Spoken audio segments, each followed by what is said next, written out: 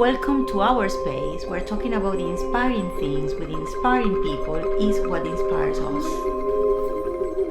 Waiting for you here are the infinite possibilities that creation, collaboration, and connection have to offer. A universe where we see everything through rose-tinted spectacles that help us to keep our faith in the power of imagination alive and well. And now, let's talk. Welcome to Metralla Rosa. Today we have a very special guest. He is a superb wine expert, the author of 4 books, the presenter of A Glass With, the podcast that drinks with the stars. That's the slogan of the show, of course. He also writes for many newspapers and magazines about wine. I'm not going to mention all of them because you're going to be very bored by the end of it. He is a favorite guest in many TV shows when it comes to talk about wine, especially a regular of BBC's One, I think. It is BBC One, yeah, it is. Saturday Kitchen.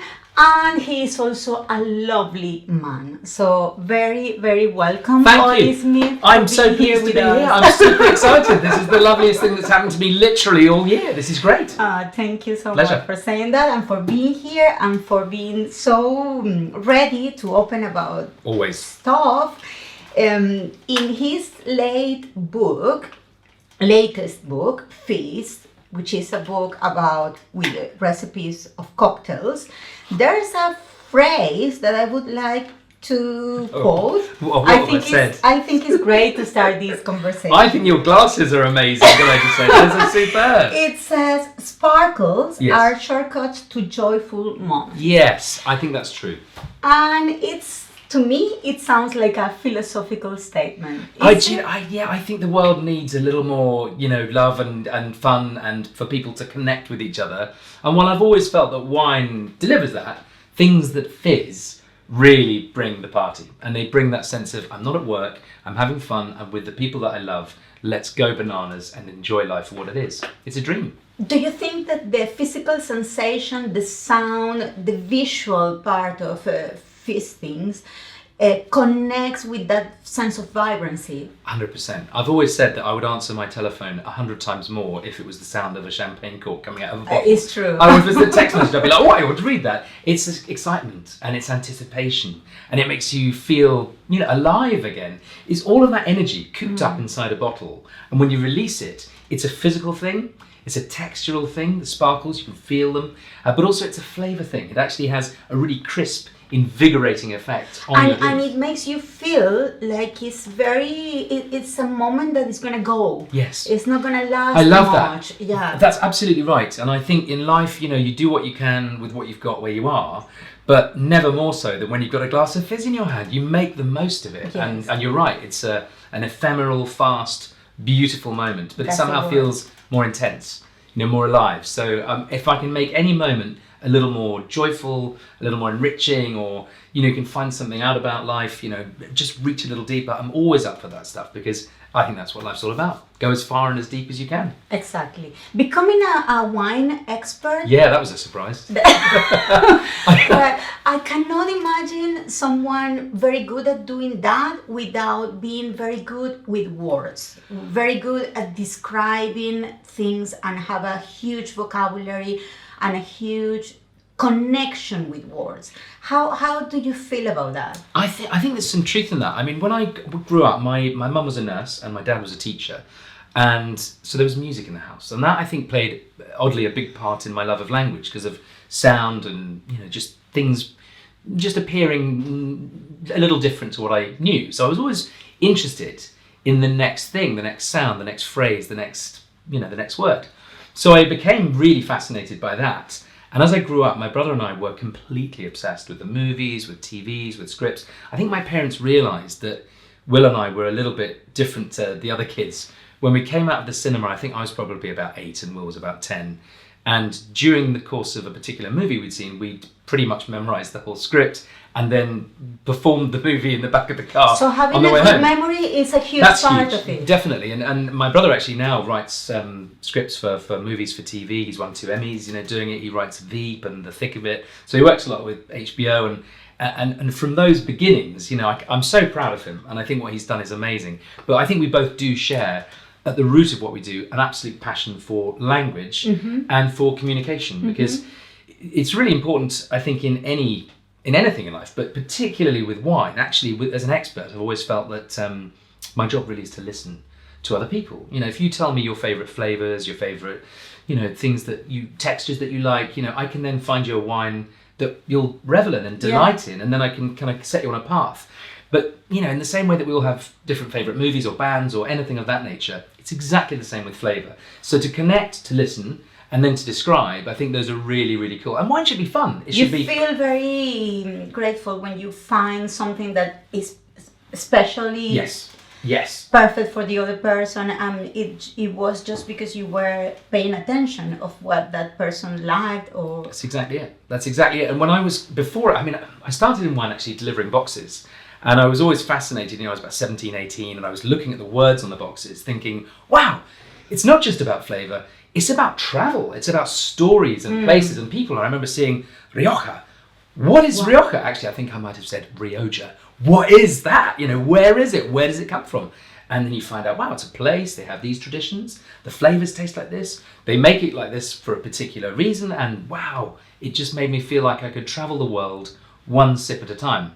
And I kind of took a detour, and I ended up writing cartoon scripts for TV and for movies a bit. I saw that. Yeah, it's an unlikely segue, but it's true. It's something in Spanish. Yeah, I did. I did do some Spanish stuff as well. I actually lived in Chile for a little while, making a documentary, and that was just sensational. Wow. I just feel supremely lucky actually that I've had all these chances in life to kind of visit places, to find out about them, and then really the whole game for me is to take that information and excite other people about it. I feel like I'm a bee. Just, my job is basically to live for others, to go out and pollinate It's a the little world. bit frustrating when people invite you to shows and they only want to talk about wine, because it seems like you have a lot to say also about many other stuff. It's a really interesting question, because I feel very passionately about wine, and I love the effect of it. I love the flavour of it. I love that you relax, you engage more deeply in conversation, you enjoy some good food. But definitely, I think the world is an extraordinary place, especially currently. We live in a time where sometimes it's difficult to see what's real from what isn't, from the truth from the lies. And I think that this is also quite an interesting time to engage with language, communication, our values for one another, how we can live, for one another in a more coherent way. So I do think there's kind of a lot bubbling underneath the surface, as well as my great passion for celebrating I the cannot great things. imagine a wine expert that is not interested at the same time in other countries, other cultures, traveling, industrial process, many things, including beauty, poetry, arts. How did you start it? Well, it's a great question, because growing up, I mentioned mum and dad, they didn't drink, not at all. It was a celebratory thing for maybe Christmas, maybe Easter, there'd be a bottle of red wine. But very little. But very little, yeah. They were just, now you can't stop them. They can't get enough of the stuff. But when I was I know, it is. But that's something lovely about it, is like across the generations, my grandparents, when they were alive, I would share a drink with them, and my kids now are teenagers, and I can see there'll be a time when we'll be enjoying life together in that way. But it started really from literally delivering boxes. And what I noticed that people were buying wine for different reasons. And at the time in Britain, wine was spoken about in quite an odd way. And you were almost made to feel like it wasn't really for you. It's just for a certain type of person. There was a bit of a snobbery about it. And I didn't understand that, because I just thought, look, it's a way of preserving fruit, and it tastes great, and you ferment it. And then, the farmers and the people who make this stuff, they want to share it with everyone. They have harvest parties. It's an intelligent way of, using your fruit for many, many months. Wines, they're enthralling and difficult in many ways. But one of the things I love most about them is they can live longer than we do. And so you can span Wow, yeah, that's generations. amazing. Yeah, and I've tasted wines from the oldest I've tasted is down from 1805, you know, and you Wow. suddenly realise you're tasting a liquid that was in the ether, in the sky and in the sun and in the rain. It literally takes you to another time? Physically, you take another time into your body, and you know, for years, you know about the purpose of wine and religion and all the rest of it. Taking something physically into yourself is really fascinating, you know, because it on a cellular level, it becomes you. Literally, you take it on. So there's a little bit of 1805 in you, but then, you know, by the same token, we've always been around. We're made of the stuff the universe is made of, so we're all, you know, made of ancient stuff. But it's thrilling to have a direct through line, in that instance, to a time when the Battle of Trafalgar was happening. Which, you know, we're here in London, you know, and there's Trafalgar Square, and there's Nelson. You know, he was killed in this battle, and I've enjoyed some liquid from that time. I mean, it's extraordinary. It is. It is. Do you need a special conservation, I guess, to keep bottles like those? Well, it's nature. So on its side, if the cork remains intact, the humidity's right, and the temperature's nice and even, and it's in a cool, dark place, it can live. Certain wines can live a long time, and actually things like brandies and sweet wines and ports, Madeira in particular, you know, you can taste back through time. And here's the really interesting part: they don't actually cost as much as you might think, because they're not trendy, they're not in vogue, and I think a lot of people would imagine it's quite risky to drink something that old. So there's some really good websites, you know, you can go to. There's one called Brandy Classics.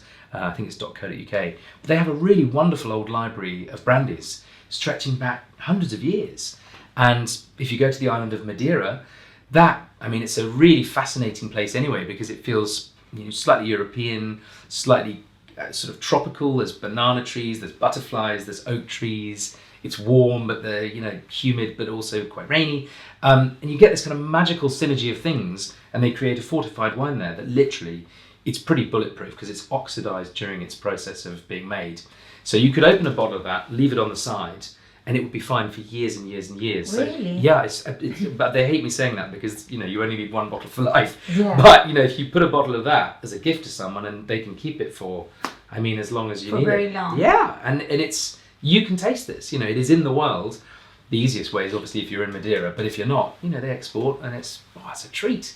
I have the impression, maybe I'm wrong, that you have a strong connection with Spain. Yeah, I love Spain. So my wife Sophie, she's always been into languages, and I learned when I was growing up a bit French and a little bit of German, and then I went and lived in Indonesia volunteering to be a teacher for a while, so I spoke a bit of Bahasa Indonesia. And then Spain came along when my wife, for her university year, went and lived in Sevilla in Spain. Oh, wow. And I'd never really been, and I fell in love with obviously sherry and Jerez and the language, you know, la fiesta, and I was there actually at Easter. The first time I was introduced to Manzanilla. And I remember looking down the street, and it was the Semana Santa, the Holy Week, and they were in their kind of costumes, and it's a, you know, kind of a strange build up to this great party. But I noticed everyone at the party was drinking this something clear, small liquid, and you know, they didn't seem to be misbehaving. They didn't seem to be too intoxicated. On the contrary, they seemed to be having literally the best time of their life. And I thought, this must be something the greatest very good. drink. Yes, must be the best drink in the world. And I remember tasting Manzanilla for the first time, and I just thought, this is so cool. You know, it's cruising altitude without the need for takeoff. You're just there straight away. Quite a powerful flavour, saline, bright, intense, bold. I mean, if you like green olives, this is the drink for you. It's wine's answer to a dry martini. It's cold, it's invigorating, it's full of energy, and wow. Sounds a bit like tequila. I love tequila. I was visiting, I went to Mexico actually, and I remember tasting. Are they good in wines? Yeah, actually, there were some from Baja California which I had, which were they're very saline. I think there's a rising salt level there in the vineyards that might contribute to that, but they are quite salty, even the reds. But actually, with the food and in the place, I was quite impressed with the Mexican wines, absolutely. Because it's something you don't really know internationally. And same with Peru. I was on a cruise ship. I have some wine bars on cruise ships, and one of the passengers arrived on board, and he said, Ollie, my son has visited Peru. He has given me this bottle of Malbec from Peru. I just would be interested in your opinion. And I said, oh wow, I've never tasted a wine from Peru. This is fantastic. So Mr. Mills pours out the red wine. Honestly, I was blown away. It was from Intipalka. Really? Yeah. And you didn't expect it? I had no idea what to expect. And I was thrilled by it. And I said, you know what, Mr. Mills? I'm going to get this wine imported to the UK and I'm going to get it listed in my glasshouse wine bars on board P&O Cruises. And he looked at me and he said, I don't believe you. It's never going to happen. I did it 6 months later and it's still in there now. And it's one of the great success stories of the bars. And the passengers love it because it's a true story. He brought his wine on board. His son got it from Peru. He kindly opened it for me. I loved it. And I want to share it with this. Great. And last weekend I saw the same guy actually in Manchester at a wine festival. And he came and brought me a Carmener from Peru, another one. And guess what? It was really good. So my wine dealer from Peru, Mr. Mills, I'm going to have to do it again and list it. And now you need to go there. I do. There's a saying that is quite, it's like a preconception we all have about being connected with the creative process and being productive. Yeah. And it's to believe that you produce your best when you are in pain. So I'm very curious about how do you relate with something like that, because you seems to be absolutely vibrant, happy, joyful, playful, and very productive as well. It's true. I try. I think there is truth in that. I think that there's no doubt that what what you experience in life on any scale, whether it's a joyful one or a painful one, will change you. It will how you react to it. I think will determine ultimately whether it was going to be a useful experience or not. And I think there's two ways of looking at it.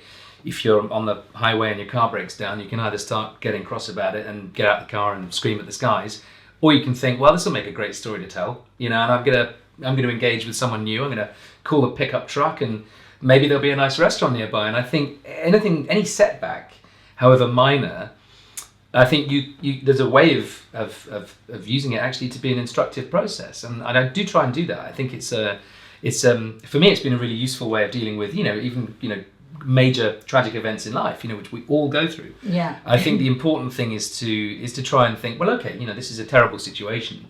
However, it is what it is. Let's try and do what we can with what we've got where we are and build on that and take it forward. But no life is pain-free, and I think the way that that anyone deals with pain, for a start, we need to be there for each other. That's the most important thing. I'm so proud of my two kids. They're lovely girls. But one thing in life I've really noticed about them is that they're incredibly caring about not just themselves, but the environment around them. And I think that is one of the things that I think is just something I'd love to see more of in the world. So pain, I think, absolutely can be as instructive and as good a tutor as the most joyful experience. Is it good for your poetry? Yes, definitely. My poetry, so sometimes I'm a terrible poet, really, but I do write a lot of poetry. But sometimes I write something about something really boring. Like I was on holiday and I was having a really nice time. I woke up really early and it was one of those moments, kind of shambling around, and I don't want to put a hideous image in your mind of me shambling around in a beach towel, but I was just having this kind of magical moment on a Greek island, and the sun was coming up and it was really quiet. But all I could hear was this extraordinary conversation across the valley between a rooster who was really trying to have this moment. He was like, "This is my dawn. I will sing. The song is coming." And then this little puppy on the other side of the valley was going, "I want to join in. I want to sing." And the rooster kept going, "Will you please be quiet? This is my moment. And I do this every day. And every day we had this conversation." And it was hilarious. And then the pool pump started joining in. And I just thought, this is so funny. And it was also quite magical because it made the present moment, so bizarrely, it felt even more present because everyone else was joining in. So I just loved that. So I wrote about that, which was a silly one. But yeah, I do write poetry. I think anything that kind of... It's more like a narrative poetry when you look at the external world, or do you talk a lot about your own experiences and feelings? It's a really good question. I'd say definitely both. I've written about, I've written some quite sad poems as well when I see... the world is at the moment, it's an incredibly hectic and challenging environment. And painful sometimes. Very painful for all too many people, sadly. And I think it's if you engage with if you're true to your empathy is what we've got as humans, right? We can empathise with each other. If you engage with that, then I think any kind of poem, conversation, moment, whatever it is, you're gonna reflect some of that. So yes, I do inevitably write, some quite sad poetry as well. Well, but mainly it's white. We can leave that for later. Yeah, well, I'll put some on the website. I'll send you some and you can print it out. But talking about painful world, or the pains that the world is going through. Yeah.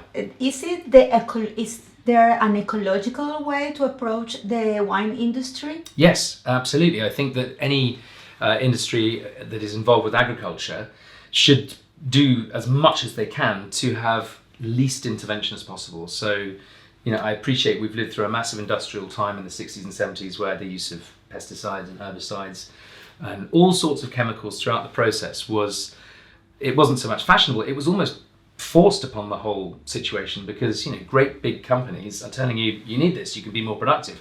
And then you get hooked into a system where you have to buy the fertilizer and you have to buy the pesticide and you're in a certain system, and it can be hard then to see something beyond it. But I've been really encouraged by so many people producing wines without any kind of intervention whatsoever, whether it's a natural wine, an organic wine, or a biodynamic wine. What's the difference between natural and organic? It's a good question. So natural wines, you would literally add nothing. So there's no yeast added, it's just the grapes from the place, there's no spraying. So from an ecological point of view, is the best one to consume? I would say so, yeah. And organic wine similarly. Biodynamic wine is organic, so they can use certain things, like I think they can spray. Organic, I think they're allowed to use sulfur to spray occasionally. Okay. But I think biodynamic certainly is not just organic, but it is organic and it's harvesting in the cycles of the moon and the oceans. Okay. Which sounds a little kooky, but actually if you think about any liquid... Sounds witchy. It is a bit, well, so they do funny things, like they do fill horns with all sorts of things and bury them. That's the one I'm going to buy. Yeah, yes, but which is good, because in this case, if you think about liquids, the effect of the moon on the tide, it pulls and pushes it everywhere. So if you have liquid in a barrel, it's the same with wine, or sap in a vine going up and down. So they prune and harvest and make wine at certain times according to that particular cycle. So I'm fascinated by it. And I would say, some of the world's most expensive wines follow biodynamic principles, like Domaine de la Romanie Conti, which is hugely expensive, very, very high status Pinot Noir from Burgundy. But they don't really shout about it. It's just what they do. They just do it. And more and more people are doing it. And it doing affects positively the quality and the flavors? I think I would say, if you'd asked me that 5 years ago, I would have hedged my bets and said, I think that, by and large the quality is better, but it's probably because they're reacting before something happens, if you see what I mean. Before there's a problem with mildew, they've already paid attention in the vineyard closely. Yeah. But now I'm going to say, actually, I do think that they taste really good on the whole. I think I would back biodynamic wines, organic wines, and actually natural wines. There's some bottle variation because they don't use any sulfur to preserve the wine in the bottle. So inevitably there are some differences. But I think what they're doing is reclaiming wine's sense of vibrancy, its sense of its sense of place, and ultimately I think their mission is a good one, and I would like to see throughout the whole of the wine trade, just if we can be more friendly to the environment, that's just good for us in the long term. It's good for the planet, it's good for us. So I'd like to see more of that. Are you in love with the production of wine in United Kingdom? Are you very connected? Are you interested in that particular area? Would you like to become a winemaker? Oh, I love that. I do. Well, I grow in my garden. I'm a gardener. I keep bees and I grow fruit trees. And we had an amazing summer in 2018. So normally in the UK, and it's literally, we have to count the good summers on like one. Seriously, I mean, we're not going to show you outside, but it's nothing like these lovely pink blinds. I'm telling you, it's one of those things that 2018 was really good and was very sunny. So normally we produce like 5 million bottles, and in 2018 we produced 15 million bottles, which is huge, and it suddenly shows that not only is it viable, the stuff in the bottle tastes amazing. There's more of it to sell. The prices are coming down a bit, and people are loving the flavors. Yeah. So we have this tradition going back to Roman times, actually, but there's no two ways about it. The UK is a marginal climate. We're very maritime. We have a lot of wetness. We have a lot of moisture, and that's not, generally speaking, fantastic for vines. However, what it is fantastic for is for making really sharply defined sparkling wine, especially. So if you think of all the great kind of fizz in the world, whether it's champagne or traditional method from South Africa or wherever it is, they have in common this kind of, this sense of celebration, the bubbles and all the rest of it. But what English wine and wine from Great Britain has is real zestiness. So when you taste one, it's got even more kind of lift, even more zip, and it just feels like the perfect aperitif. And it's clean, it's pure, it's precise, it is beautiful, and very slightly lower in alcohol. Sparkling wines are good. I think they're amazing. And the still wines also, I think, are very good. You know, And they have that quality that you are vibrancy, you are real describing. vibrancy. Yeah. So if you're a fan of flavors like, you know, lime in your mezcal or in your tequila, that sharp, zesty. That is exactly what our wines deliver. Really. Where do you recommend to do wine tourism In the UK? Yes. Oh, there's so many. So I would say come to my garden where I've only got 6 vines.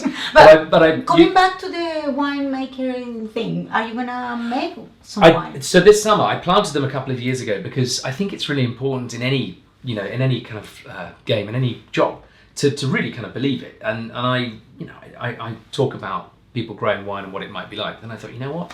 I need to know what it feels like. If your crop doesn't work and you've been working all year and you don't get a harvest, and you know at the end of the year, basically your boss is saying, "Hey, you turned up for work every day this year. You worked really hard, but we're not going to pay you." You know, that's how devastating a poor crop can be. It is a difficulty, and that connects somehow with that phrase I quote before, saying that only what is really painful brings the best of everything, and the wine industry have a lot of that behind the whole process. It can be very devastating, as you are explaining. It really can, and it's heartbreaking when you see, you know, traditions have evolved to cope with it better, like blending wine. So they ripen at different times, the different grapes.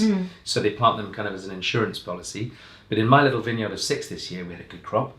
So me and the family, we harvested the berries, that's and we nice. crushed it with our little hands. It wasn't very much, so it wasn't even foot treading. It was just in a big bowl in the kitchen. And it was a natural wine. We just left it with the yeast on the skins and the pips, and just left it to do its thing. And it fermented out. And then after about 2 weeks, I put it in the fridge to just shut down the fermentation and get rid of the yeast, and then filtered it through a tea strainer into a bottle, into a flask like this. And we drank it there and then, like a raw wine.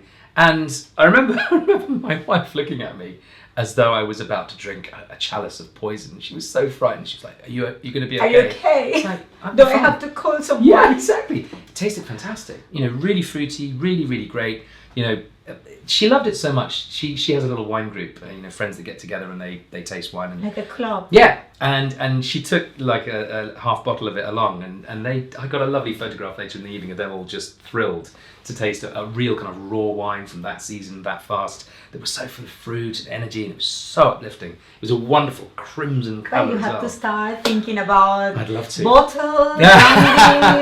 Do you know what? I'm terrible. It's gonna have your name. I just give it away though, because I do that with my honey. I just give, you know, I love to give it, you know, 'cause it's a joyful thing, you know, little taste of my place. Do you relate things that happen in your life with the wine you were drinking? For example, if that's the case, which ones are your top 5 best wine memories? Oh, I've got that. Yes, I do. I really think that if you have any intense experience, you know, if you're, you know, in an incredible place and the view is just so memorable, you will remember it for the rest of your life. And I think wine does do that. It does reach deeper. It's almost like throwing out a line when fishing and it goes down into the ocean. I think wine somehow does that in life. But I'll give you a couple. I mean, one of them was, I'm really lucky. I managed to, I was producing some animations and cartoons, and I met Sir Roger Moore, the old actor who played James Bond. Not that he was old, I know.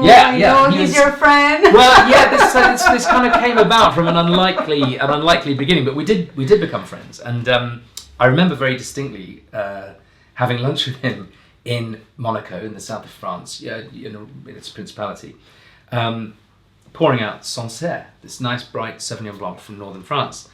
And he was telling me this story, and I said, "Why do you like Sancerre, Rog?" And he said, "Well, you know, I remember going through the region on a holiday with Michael Caine and Leslie Bricusse and having the time of my life. And suddenly, over a glass of wine, it's not just a glass of wine, you know, I'm hearing about a Hollywood legend telling me about a trip he took with other Hollywood legends. And it's totally informal and interesting and fascinating, just like you'd be telling me about, you know, well, I popped down the pub the other night." Yeah, but then you amazing. don't Amazing. forget the name of that wine, because it helps you to connect perfectly with the situation. It's exactly and right. That probably happened to all of us. I think so, and I think the thing that's lovely about it is that I then bought some of that wine to remember the moment, and I bought 6 bottles of it, and I know I have 1 left. And Really? And I don't know, because I was very sad when he died, as I thought the world of him. He was a great actor and a really professional person, And when I first met him, he was my hero because of, the James Bond and the Saint and the Persuaders. But then I met him, and within about 15 seconds of hearing him speak about how he could use his profile to help people in the world with goiter or AIDS, or to get education for girls and for women, and just all of the kind of the whole slew of things that he was working with UNICEF to try and address. He was my hero, but for very different reasons, but for the right reasons, because he was a caring, truthful, deeply committed person to the benefit of all. And I just fell in love. I just thought that's the whole point right there. So that wine is one of the it's definitely in your top that's five, in my top 5 best moments. Yeah. And any other? I would say yes. One of my first ever wine trips was to Hungary, and I tasted a wine called Tokai, which is a sweet wine.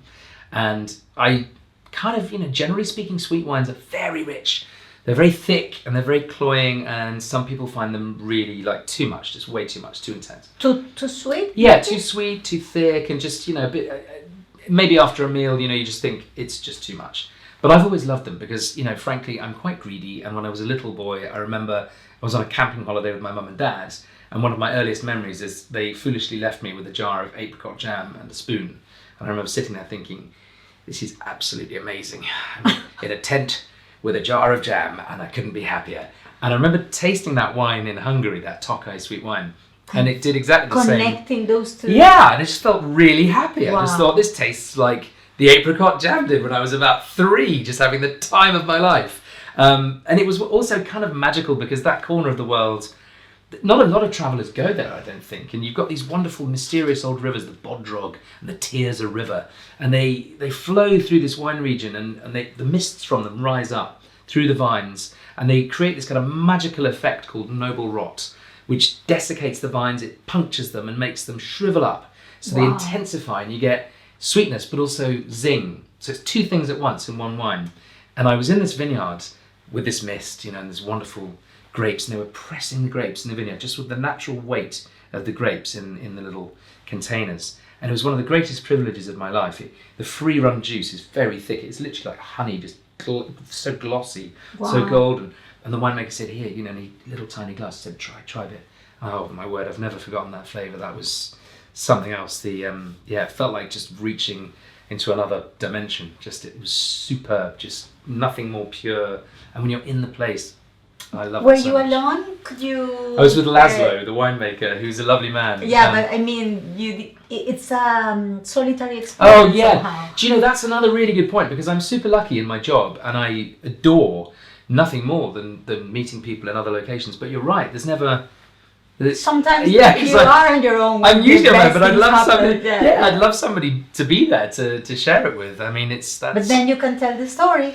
You can tell the story, and actually, I think that's another thing as life goes on. And I'm realizing I should probably start making a note of some of these stories, because as the time goes by, I'll probably forget some of them, or question whether they ever happened. Because some of them is this true? Yeah. I'm making up this story. Yeah. That happened after a few years. I think so. This Yeah. planet. Did I really have lunch with Roger Moore in Sometimes you Monaco? are like, did it happen? Yeah. Or was it a dream? Yeah, I know. I mean, seriously, some of the things that have happened to me. I remember one of my wine bars is on these. I mentioned the cruise ships, and Her Majesty the Queen was smashing a bottle, which I'd chosen this bottle. She smashed it against the ship, and then I'm standing on the ship, and the Queen comes along and starts saying hello to you, and you think, okay, this is so incredible and beyond surreal, amazing. So surreal. And she was wonderful, by the way. Just to because I know people will be thinking, what's she like? The first thing I thought was, what an incredible, super connective person.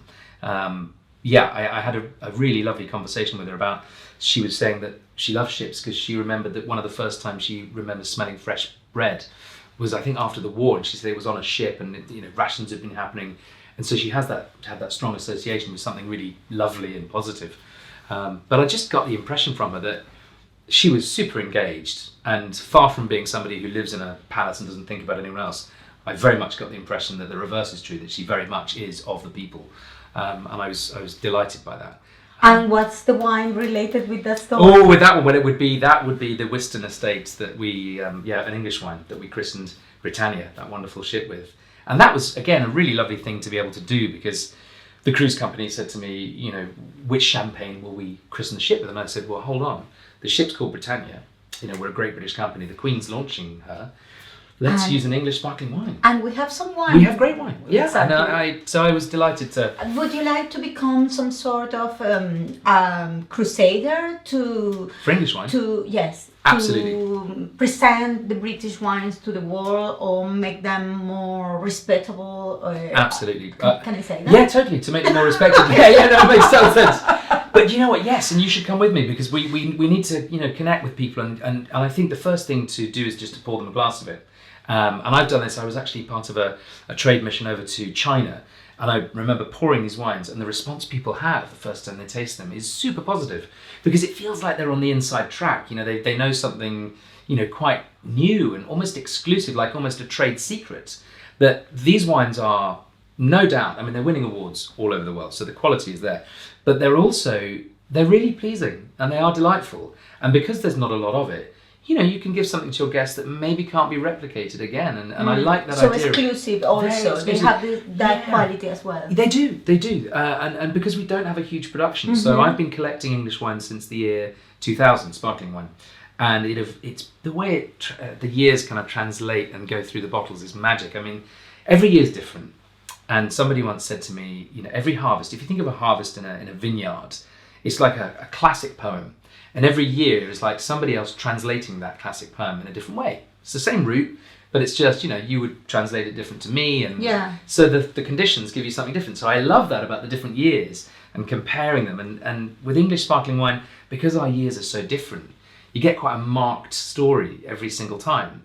And I think if you're into wine, that's fun because you can compare and contrast. And if you're new to wine, it's wonderful because you're having access to something that is just so special. Yeah, and it's kind of new somehow. It is the new frontier of flavour. So you feel less intimidated Absolutely. by the weight of the story behind and all you should know and you don't. Yes, that's so, actually, that is, do you know what? I don't think that we've really engaged with that seriously enough because at the UK wine trade, you're right, that's a huge benefit. It's very fresh. It's super fresh. Makes everyone feel included. Yeah, and it can be whatever it is. And, you know, we do have this long tradition, and I think the English winemakers all claim that sparkling wine was invented in Britain. And I think in the 1660s, there was a guy called Christopher Merritt who presented a paper to the Royal Society, how to make wine brisk and sparkling was his thing. So it was before Dom Perignon, who is credited with creating sparkling wine.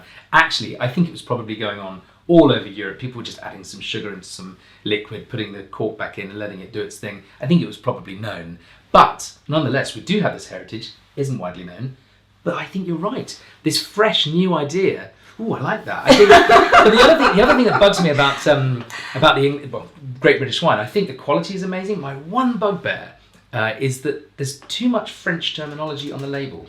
And I don't know why. I just think we have our own words. Most people feel very intimidated by the fact that not everyone relates with the words so well. Yeah. And also it's very difficult to remember many of the terminology that makes you feel comfortable talking about something. And they all do it. They put blanc de blanc, blanc de noir, brut. It's huge. And it's just like, guys, we can you say... You feel lost and then you know white what? Grapes, Forget made of red grapes. This is a dry sparkling wine. Or we can find new terminology. We can look at that and we can have a symposium to think of it. And English people are great to create new words. We make them up all the time. Grammar. Yes, you don't have a grammar academy, let's say. Grammar, yes. It's true that we do make things up and we splice things and you're right. Talking about that connects me with an idea. I was, while researching to do your interview, I thought maybe if you do talks in schools with young people, wouldn't that make this need of young people to just get drunk less, like a less tendency of drinking just because I want to forget the world and drinking more because I'm connecting with something very special. And when you connect with something very special, you normally have a very different approach. Yeah, I couldn't agree more. That would be interesting. I think education is absolutely, vital. And one of my favourite wineries in the world is in southwest France, Saint-Mont. It's a cooperative, and they don't just educate in the schools. They have a winery connected to a high school, so the kids can go to the winery, learn a trade, learn about how wine is made, and therefore, as you say, demystify and take away the kind of the alcohol side of it and introduce them to the heritage side of it, to the experiential side of it, to the side of it that actually enriches your life, and, you know, with a meal or with great company, you know, that's what it should be. And I think there has been a tendency, certainly in my generation, when we hit 18, suddenly you've got the keys to the drinks cabinet. Off you go. Well, there's Malibu, I feel like there's it's rum. still You know? like that a bit. And I think that's a terrible way to learn about anything, because you can't learn everything all at once. So I do think when it gets to a certain age, to educate, you know, certainly later age teenagers about the different strengths, about the different flavors, And that the may different also heritage. probably makes you to say, okay,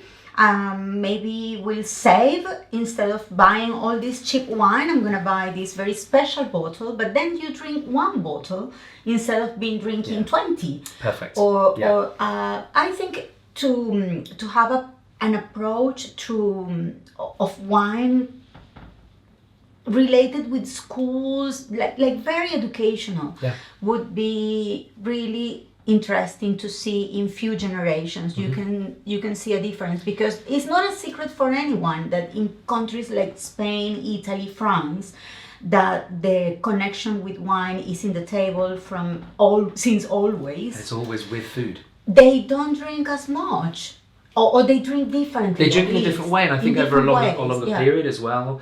But you know, I think there's so many. It seems to me so many opportunities to reach out with that. You know, I live in Sussex in the UK, in the south of England, and there's a fantastic wine school called Plumpton College. And in my view, it's one of now the best educational places to learn to be a winemaker or to learn to work in the vineyard in the world. You know, there are some really good places around the world, so I don't say that lightly, but I think it is fantastic. And I think if you were somebody who was, you know, at 16 thinking, I don't really want to do my A-levels, it's not for me, or I'm not particularly interested in that, but I want a hands-on, I want to learn. Yeah. I think those opportunities within wine, but because of the age, you know, thing, I think it's something we have to have a discussion about. And I'm with you. I think education is always at the forefront of everything. You know, the mystery of the locked drinks cabinet is a terrible idea, because sooner or later somebody's just going to bust in there at a party and go wild. And actually, that's not what it's about. It is, as you say, it's about heritage, flavour. It's about finding the drinks you really like. You know, geography, story. All of that. It's about science, everything. Silence. Climate, you know, literally, you name it. Design with the labels. It's a wonderful world of extraordinary skills that all comes together, and it really comes alive when you finally open it, pour it, taste. I love that. It's great. What's a rule that you shouldn't forget ever? Oh, that's a great question. Do you know, no one's ever asked me that before, but that is a great question. Is there a rule? Is there a rule that you can't break? Maybe never.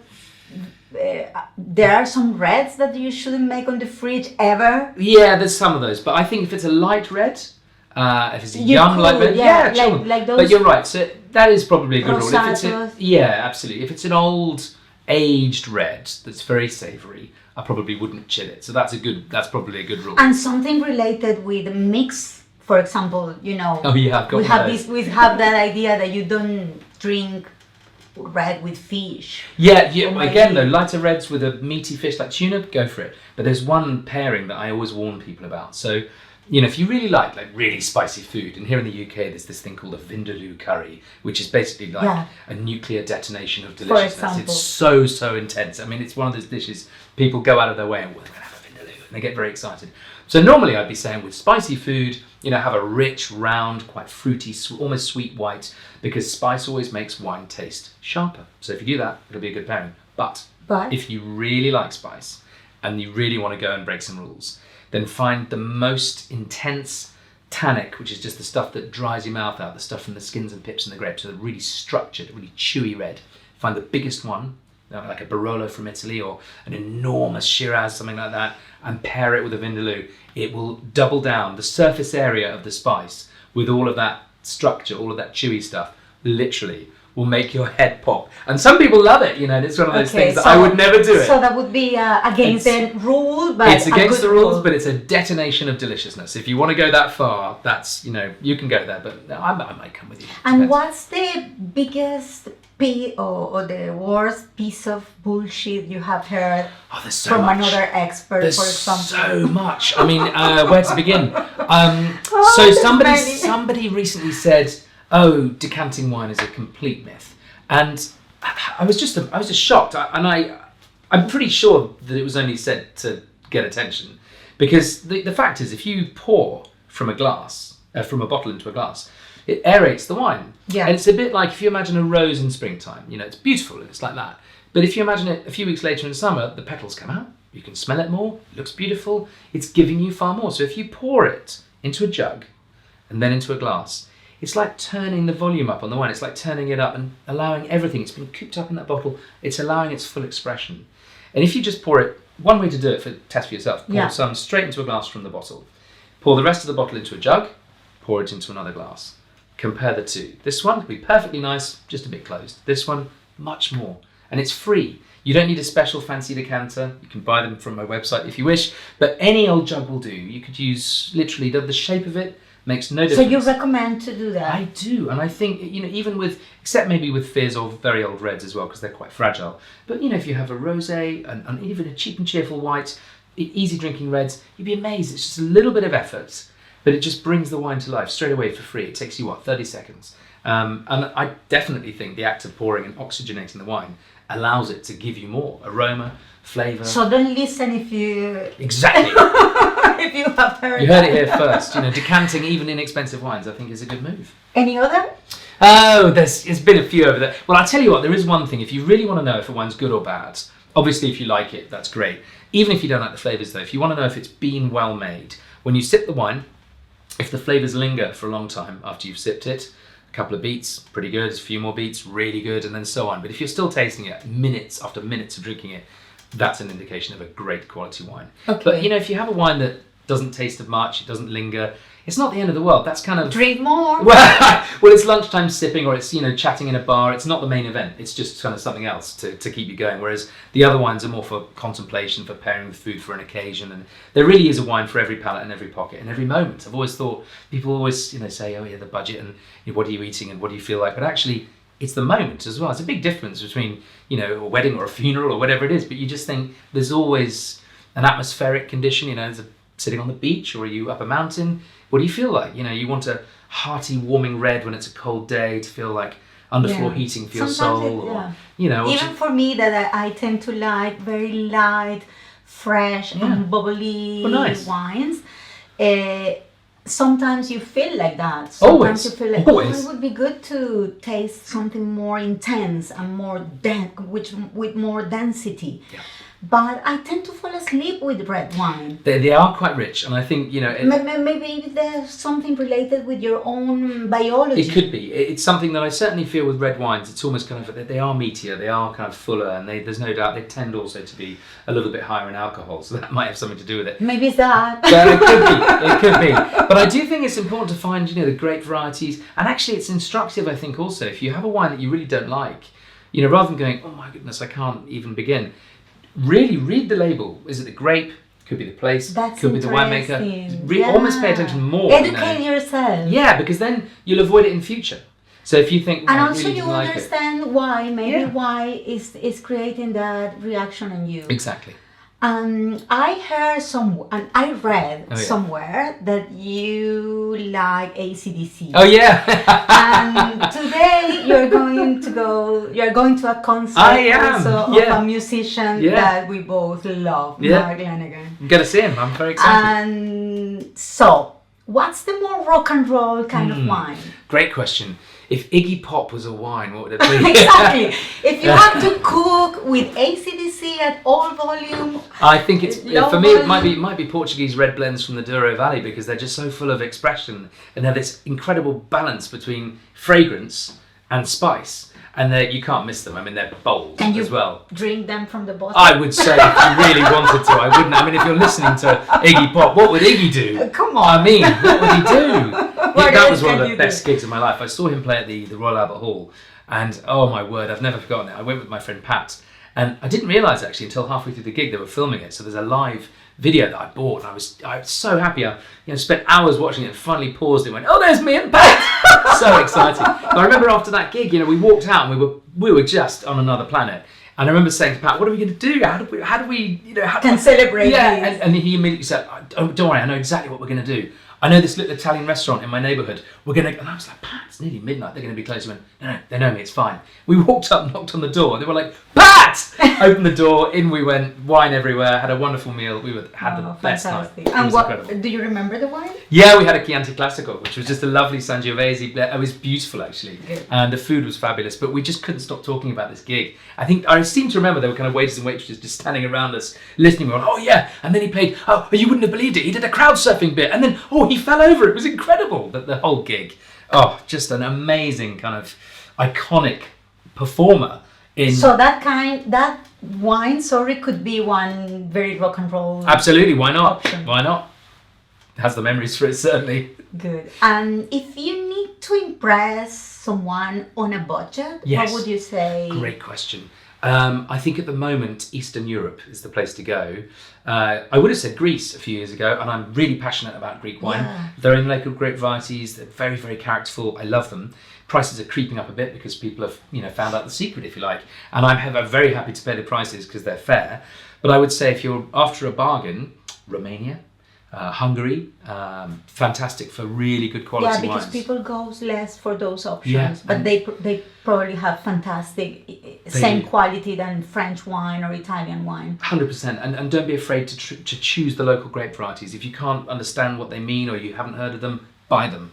Because they'll be really interesting. Yeah. And what's the worst that can happen? You go, I didn't really like it. But if you spent, £4, it's not the end of the world. It's a disappointment. But I don't think you will. I think you'll love them because the flavours are. There was this one called Fetiashka Regala, which means royal maiden or princess. And I recommended it recently. It's just over £5 in the UK. Really? Yeah, and it won a gold medal at the Decanter Awards. It's one of these wines that you just taste and think, oh, you really don't have to spend a fortune to enjoy some of the best wines in the world. You just have to know where to look. Exactly, how to move. Where to look, yeah.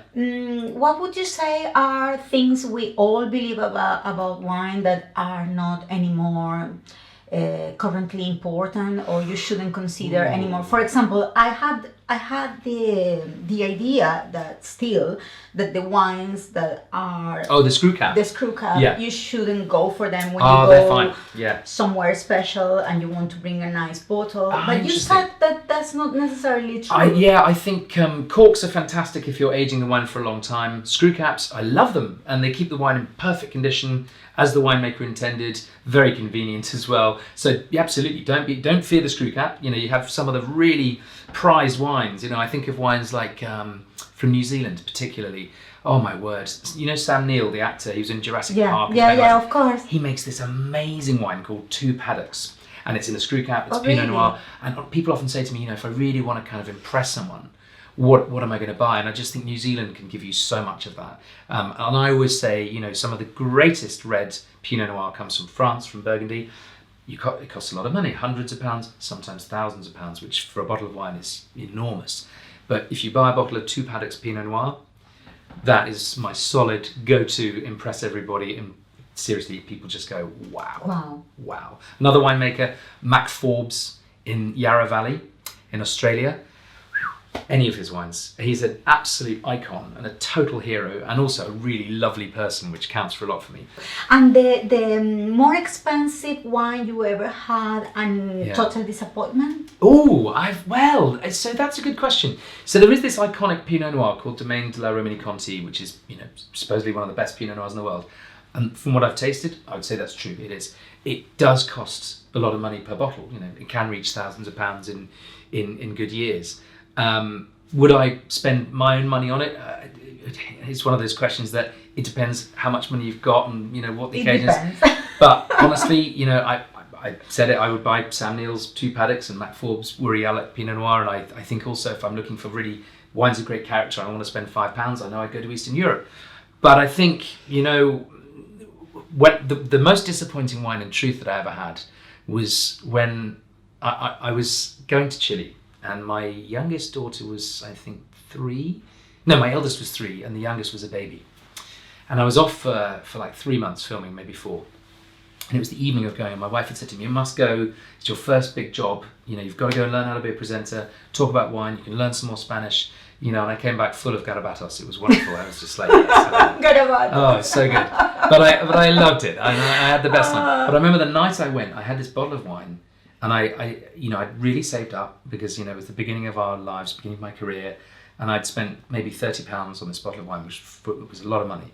And I remember opening it pouring it, and it was corked. So it had cork taint, which basically makes the wine smell and taste of cardboard, so it ruined the wine. And I remember thinking, that's a real shame. I'd really saved up for that. And my wife Sophie was like, gutting, what are we going to do? And I said, don't worry, I got backup. And I bought a couple of insurance policy bottles just in case. Okay, that was before leaving. But Chile was just an eye-opening experience for me, because the wine industry there was just, Chile was at the time thought of as being great value and, really reliable. It has a fantastic climate. You've got the glaciers in the south, the deserts in the north, you've got the Andes, you've got the Pacific. You've got everything. And I went there and I thought, this is the beginning. These wines, they felt like absolute, revolutionary wines, wines with flavors I'd never tasted. And I was going to corners that were just beginning, like San Antonio and Leda Valley, and down in the south to Bio Bio, and up in the north to Limari and Elqui Valley. And I remember thinking, wow, this is, I've literally been from the earth to the moon and back in terms of wine terms. There's nothing that they can do. Amazing. And I love South American wines in general. Argentinian, obviously the Malbec's incredible. But whenever I'm in Argentina, for me it's the light of the place. Light and the colours, the vibrancy in the people, and even the clothes that I wear. I like wearing fun clothes. But just the way it picks up these colours, they just pop. Yeah. And the whole thing. And you feel very welcome. Massively. Everything seems to be easy to incorporate. Nothing's a problem. Nothing is wrong, because everything is so heterogeneous and everything is so eclectic that everything goes well with everything. And there's a great... So true. That is so true. It is just a I think story you're right. of an amazing continent. It is a continent. So for me, the word I would use actually is spontaneous. It's just everything in the moment, and anything can happen. And very complex, which is also a good word to describe a good wine. Which are the words that you sometimes feel, oh my God, I'm going to say this again, but are so useful when you have to describe a good wine? I think complexity is probably a good one, because it puts some people off, but at the same time, you can say, well, it's nothing more than like, a simple kind of magazine or a really kind of intriguing novel. And some wines are quite simple and some wines are more complex. They've just got more about them, more aromas, more flavors. More layers. Yeah, if you detect more than one thing, it can be quite intriguing, and it can take you on a little journey. And that for sure I found an awful lot of in South America. My word. I mean, I think the idea that South America was only about good value is long gone now, thank goodness. But I remember at the time just feeling so inspired, and I couldn't wait to just tell the story.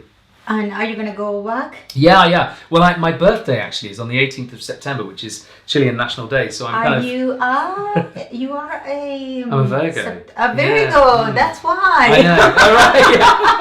Yeah. As your witness, you probably have a Taurus somewhere very strong, because they love flavors and sensations. Do they? When are they born? And they are absolutely hedonistic. Perfect. They love life.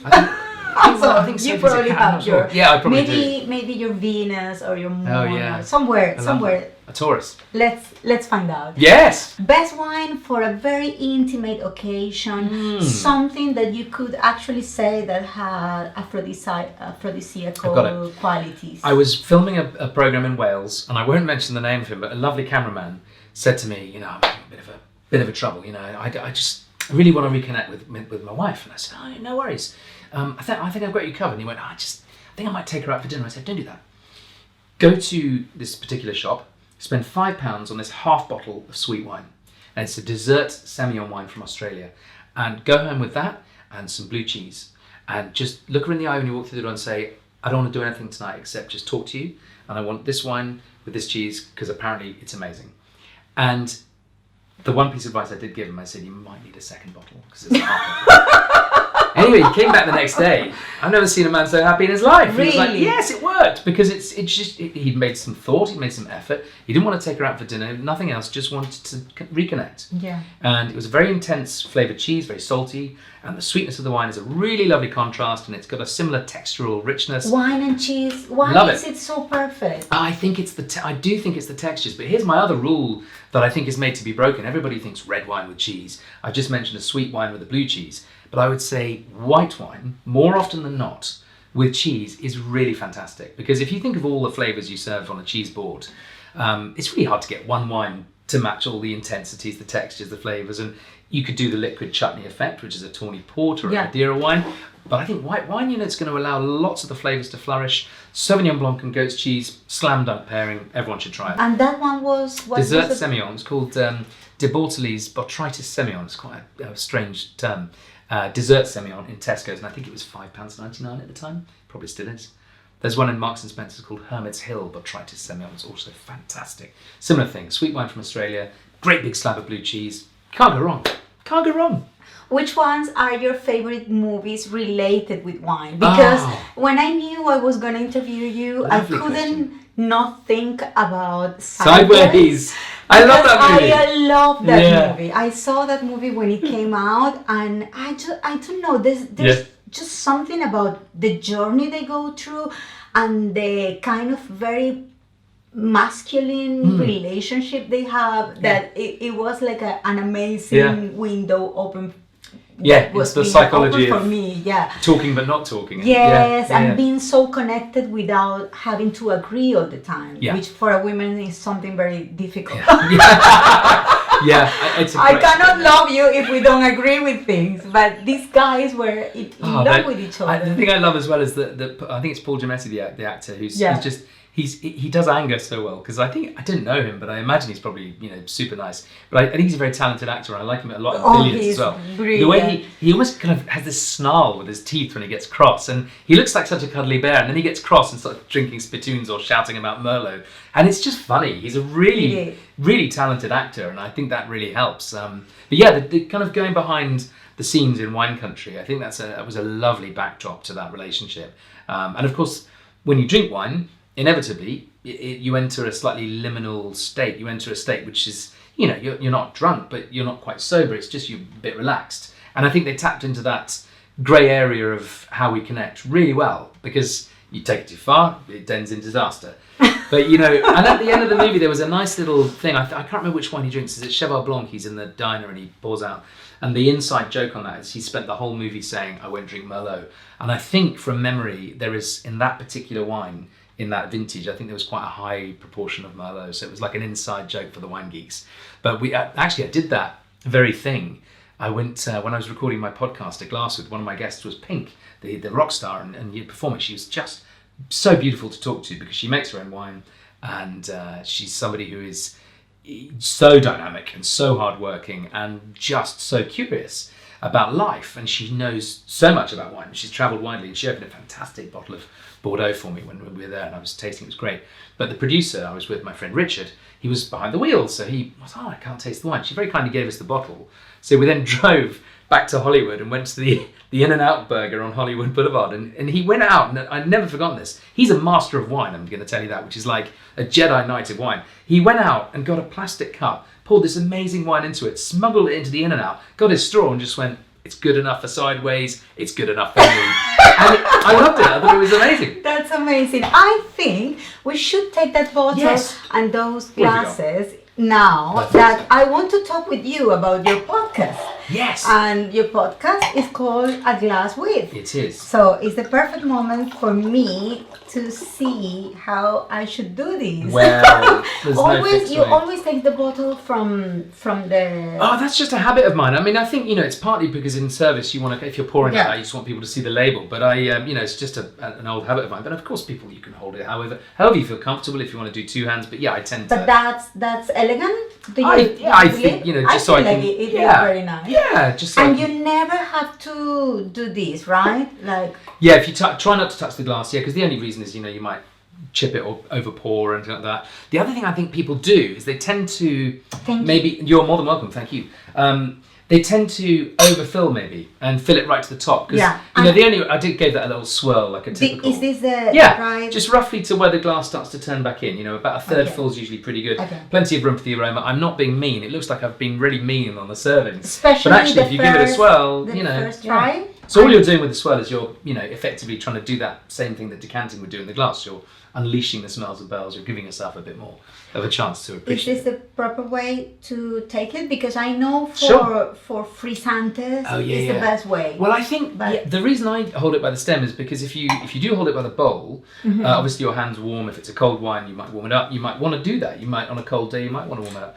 But also, it's just the finger marks thing for me, because also I'm constantly filming wine, and so That's your Virgo side. Yeah, exactly. If you leave finger marks and there's a close up of the wine, it's not going to look nice. Yeah, but the it other doesn't way, look nice. a lot of people in the wine trade will hold it like that. Anyway, by the my foot. glass is not going to look No, nice indeed. because I have lipstick. The lipstick's great. So, when you swirl it as well, there are these tears that come down from the side of the glass, which in the wine trade, you call them legs. I don't know why. The French call them windows. But generally speaking, if you see those little tears coming down, if they go really, really slowly, and they're quite far apart, then that is an indication that it could be quite high in alcohol. But like this one, they're trickling down at a fair old rate. I don't know, but I'd say the wine's about 13.5%, something like that. Because if it was much more boozy, they'd be sticking, gelatinous, literally sticking to the side. It's about the rate of evaporation. Those are the wines that leave all your mouth I know, leave it with completely, that, with that red, coated. Anyway, cheers. purple. Nice. Cheers. Delish. Oh, I do love wine. Oh, Do you like Italian wine? I love Italian wine. I love Italy. I think This Italy, one the is land of Italian. poetry and song. Yeah, I think the great thing about Italian wines, no two are the same. There is so much diversity, not just in grape varieties, not just in places, but in the personality of the winemaker and the competition. Yeah, it's You like know- the food in that country. Oh, it's fantastic. It's so diverse, depending of where you go. A little bit like India, a little bit like Mexico as It's well. not one country, is it? It feels that way. Yeah. How can the food be so diverse? Yeah, And you're at the right. same time, there's a common thing, and it's that truthful quality, Yeah. that you care. One of my favourite chefs in the world is Gennaro Contaldo, who's a big star here in the UK. And he brings so much truth and so much personality to his cooking. And he is a life well lived. He's somebody who is so generous in his spirit. But everything matters, Yeah, Little everything bit- matters. Every little It's a tip very is given. serious thing. I remember once I was cooking with him in his house, and he made a very simple sauce, and he put in just some olive oil with some garlic and some chili and some anchovy to kind of dissolve down, and some little bit of black olives and chili. It was a nice little base for a tomato sauce that he then built up. And I was with him about a month ago, and I was telling him, oh, he did that sauce, and he was like, man, that must be like 15 years ago I taught you how to cook that sauce. I can't believe you remember it. And I said, but it's become part of my life, I've cooked that 1,000 times, and not just that, and then he suddenly realised the effect that he had, on my life. But you imagine that multiplied. Have you had him in your program, in A Glass With? Do you know I haven't done Your Gennaro? I'm podcast? totally going to get him. Why How on did earth you have I not done start it? Why? Oh, that was actually Richard, the producer, had an idea with a friend of his to do it. And he didn't come to me first. He actually took the idea to a couple of other wine commentators who weren't interested. They didn't think it was a good idea. And he told me, we were at the pub, and he Of had course, it's a good idea. I immediately, before he'd finished, I said, this I'm phenomenal. in. I sit down, interview somebody famous over a glass of wine, and then give them a bottle at the end. I mean, that's who wouldn't We do can that? interchange because Yes. you also always have something to bring. To Yeah, the so they bring situation. a They bring bottle. something and you bring something. Yeah, they bring something at the top of the show, and it means something to them. So it's like, well, I brought this because I had it, when it was my first ever drink, or because I've made it, or whatever. But at the end, I will give them a bottle from my cellar that they maybe haven't had before, that maybe they would enjoy. So I've had some amazing people. I did Sting. Sting makes wine in Italy. Wow. I was in the south of France actually on holiday, and something came about, and I got a message through. Sting wants to do the show. But he's only in Italy for another week or something, and can you go? I was like, yeah, we'll go. And I remember taking my family, and we did the recording with Trudy Steiner and Sting in their home, which is just so generous of them to. I mean, can you imagine? But that's what wine does. People welcome you in, and their wine, by the way, was fantastic. I really enjoyed it. Was and I it loved good? It was Was really it good. good? Yeah, and it's always a moment. But he was so funny because he said, it's celebrity wine. It's got quite a low benchmark, so I really want to kind of make something amazing, and I loved it. And then that evening, they said, we're having a pizza party for, people who work on the estate, bring the family, come down. What a lovely bunch of people. And I went along, and my kids, I'll never forget it, my youngest, she just nudged me and went, which one's Sting? I went, the one that everyone's crowding around. She went, yeah, I don't recognise him, but I recognise her because she's in Friends. And so Trudy Styler to her was like, wow. And Trudy was fantastic as well. She just directed a movie that I'd watched. And I think that couple, actually, when you think of the dynamism of them, both making wine. Is it real? It's all real? It is The real. connection, Well, the cooperation between them? They are fantastic. There's no doubt. I mean, they're deeply in love, and They really were, deeply impressive to be around. But I came away thinking, wow, you gotta reach for the stars, then pull Andromeda out of the sky and How give many it to other people. seasons have you done? I think it's 7. I think we're doing season 8 in January. I'm not allowed to reveal which guests, but one guest I'm quite excited about, who's an actor who's recently been in London, who's a tradition of playing Hollywood villains, and is quite kind of not creepy himself, but William the roles. It's very close. So the roles, it's remarkably close. But the roles that this person plays have always been kind of quite mysterious and menacing. So I'm very intrigued to meet this person and have a glass of wine. But the people you actually meet, they're like anyone else. It's a privilege to spend half an hour in their company. But actually, the cues and the kind of connections are very similar. They're usually professionally driven. But in terms of wine, you really notice a few sips in, they relax. Sorry, it just came.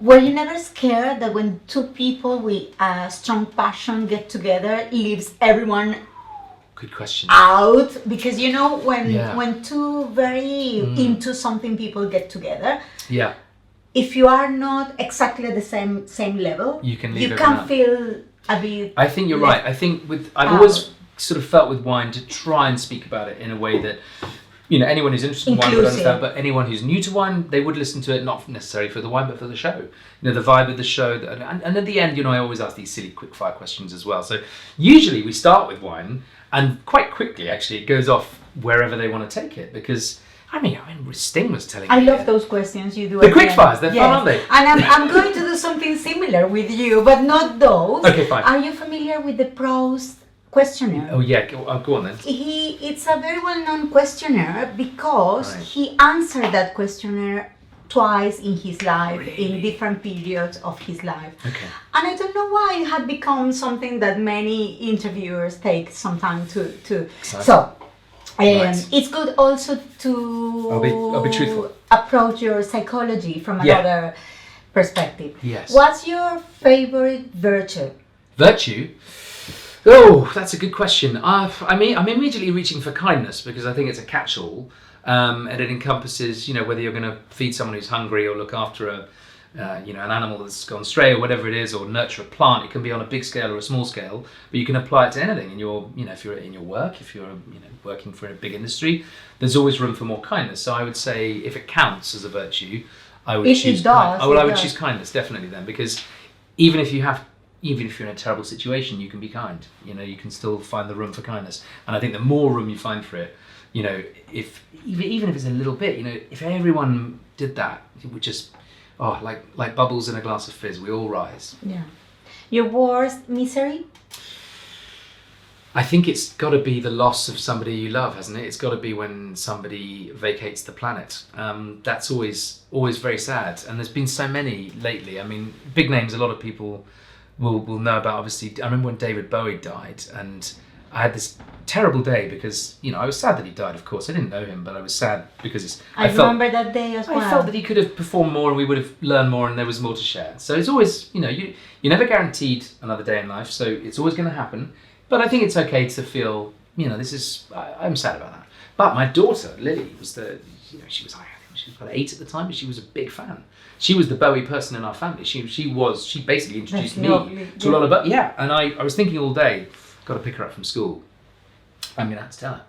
And I know this is going to be a difficult time. And I picked her up from school, and she went, "It's okay, Dad, you don't have to tell me. I know Bowie's dead." And I was like, "Oh, wow, okay." Yeah, of course, I know everything now. Yeah, but it was an interesting moment for that reason, that she was so plugged into the world, but also that she'd already begun to process. And then we had a long conversation. She was actually taking care of you. I think that was, like, don't worry, Dad, I already know. Yeah. So there, her virtue was kindness in there. She was literally like, I remember. But it makes sense that someone like you that feels so lively and alive, you are kind of scared about that. Yeah, because we're all transient and we pass through, and the cast list changes all the time. New people coming in, people vacating the planet. That is part of who we are. But I think nonetheless, I look back very fondly on my memories with people I've known and loved. But it's human, I think, to wish. I tell you, the sort of, not an antidote to it, but something conversely that I take great joy out of, is that people who are long dead, who I've never met, you can't communicate with them, but you can learn through what they've left behind, whether it's an action or a piece of literature, some music. And I love that about the interconnectedness of us with each other through time, as well as today, but through time. We can enmesh. Creation. Yes. Your favorite quality of a woman? On a woman? Wow, I'm going for kindness straight away again. It's just so boring, but it's true. Well, look, my wife Sophie. I'm her biggest fan because she's in all seriousness, she's the most giving, selfless person I've ever met. She's also incredibly funny, and just utterly devoted to other people. Most notably, our 2 children. But then she will always put everyone else first. So I would say a sense of selflessness. She's ridiculously amazing like that. But she's also so strong and ridiculously powerful. And she's incredibly sexy. All of those things. Yeah, she's absolutely beautiful, and always has been. We were at school together, but she gets more beautiful, I think, as with it. How that happened to all of us. I think so. No, I genuinely do believe that, because you can, there's so much that's changed, but there's so much that's true, and especially if there's real connection, and that's the way you see. So I love all of those qualities about her, but I love also most of all that she shines. She lights up the room. She walks in and everyone wants to have a party. Your favorite fictional character? Oh, it might be me. Okay, that's a really good question. That's such a good question. It's such a tricky one, because I'm scrambling between books and movies, and I think I'm probably going to just immediately veer one way or the other to make it easy. The one that came first. The one that came first, weirdly, is Randall, who's a character in Time Bandits by Terry Gilliam, and he's a very flawed leader. But ultimately he comes off pretty well. Ultimately he comes good.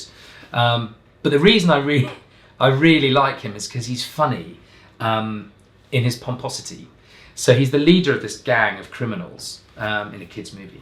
And there's one line he says, he says to another one who's threatening him, he says, "Do you want to be leader?" "No, we agreed no leader." "Right, so shut up and do as I say." And I remember just thinking, it's the most ludicrous. It's probably something you have never said to anyone. I would never say in your entire life. Never. That's why. But the actor, actually, tragically, I'm pretty sure it's David Rappaport, and I'm pretty sure he killed himself under the Hollywood sign, which is a really sad, tragic ending to that life. But I am drawn to the character of Randall in Time Bandits by Terry Gilliam, and I'm going to think long and hard about why after this interview. But that's a magnificent question. If not yourself, who would you have be? Well, there's 2 answers to that. Nelson Mandela is immediately the person I probably admire most for the impact he had on delivering, just the most lovely human message. But selfishly, I'd quite like to walk around like John Boyega for a day, because he's just really handsome and he's really fit. So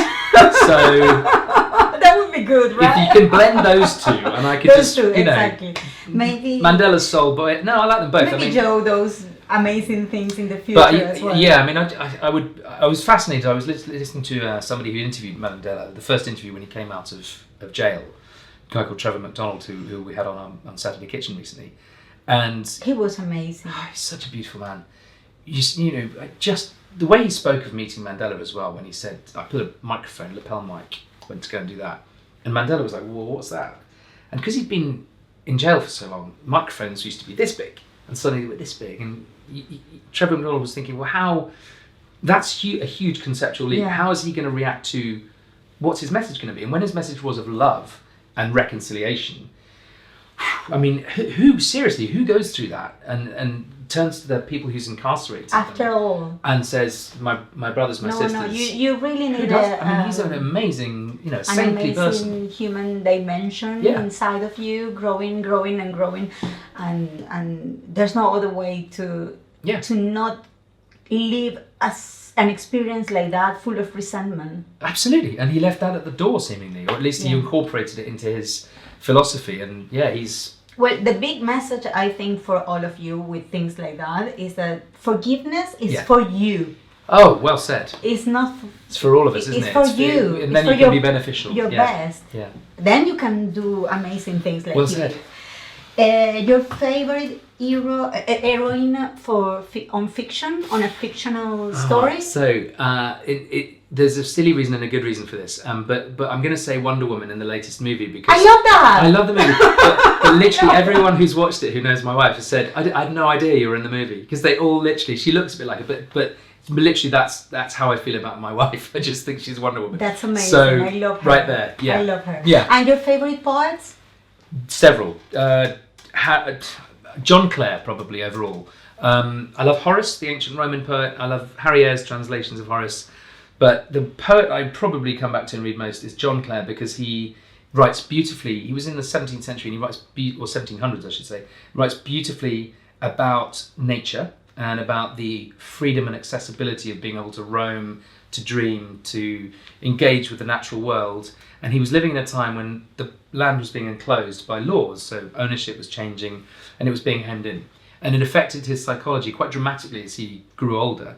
And he ended up in a lunatic asylum writing poems. Wow. But was kind of cared for by one of the senior people there who preserved his poetry. And when I read his poetry, I think, I'm not sure he was insane. I think he was living in an impossible time for him. And I love his poetry because it's very personal, but it's very much recognizable. You can go out into any field and the more personal, the more universal. That's brilliant as well. Yes, Yeah. yes. So John Clare, I would say. And your favorite flower to finish? I'm very keen on daisies. I love daisies too. They are so fresh Yeah. and so genuine. Yeah. Like really not very not pretentious at all, but Yeah. so lovely. And they're there. Yeah, when you they're need them. everywhere. And Yes. they're there when you need them. Daisies. Well, that's all. Thank you so much. I love this. Can I give Yeah, you this? of course you can. You're amazing. Thank you so much for having me. I've had oh my what have we God. done? Oh, We've made. thank you. we've made a Thank you. mess. Thank you. Don't worry. We'll get it out. Thank you. Thank for you having me. so much. Thank you.